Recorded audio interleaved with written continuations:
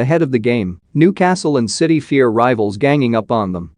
Newcastle and Manchester City are unhappy at being targeted by the rest of the Premier League after the chief executive of another club this week called for curbs on investment from companies specifically from the Gulf.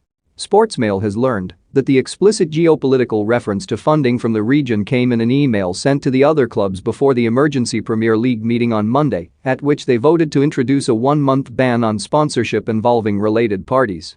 Newcastle voted against a proposal and City abstained due to doubts over whether the ban is legally enforceable and the speed with which the restriction was being introduced. The tone of some of the other correspondence between the clubs this week also raised eyebrows, particularly the tendency to lump Newcastle and City together due to their ownership groups, Saudi Arabia and Abu Dhabi respectively. The growing divide has created a problem for the Premier League. While there has been a major backlash against a £305 million purchase of Newcastle, the government have welcomed it. The issue will likely dominate next month's meeting of the 20 clubs, when Chief Executive Richard Masters is expected to call for unity.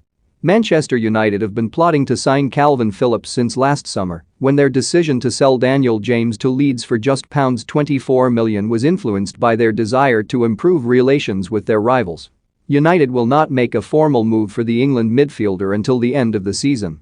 Phillips is expected to sign a new contract before then, and it may suit all three parties for it to include a release clause, which would give Leeds some security in negotiations with United if they formalise their long-standing interest.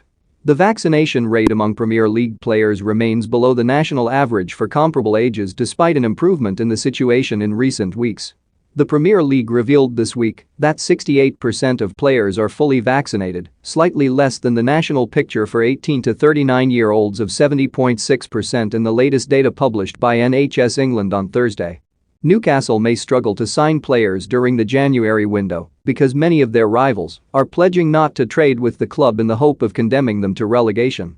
Such is the fear of Newcastle's new Saudi Arabian owners transforming the club into a powerhouse that many clubs are claiming privately they won't sell any players to them.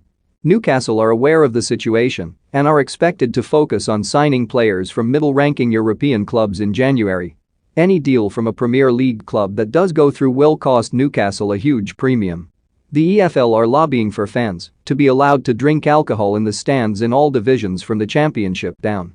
Former Sports Minister Tracy Crouch is expected to recommend a pilot scheme in League Two in her fan-led review next month, which would see them allowed to drink in their seats while watching games for the first time since 1985. The EFL welcomed the review, arguing that a blanket alcohol ban is not proportionate to the level of risk. It would boost revenue at a time when many clubs have been hit hard, although contrary to previous reports, there is no official watch list of clubs facing insolvency. The EFL does report financial issues to its board on a regular basis. Incoming FA Chair Debbie Hewitt has begun scheduling meetings with fellow board members from next month despite not starting her new role until January. Hewitt, who will become the first female chair of the FA, will deal with issues including government reform, the Wembley Stadium ban and the UK's troubled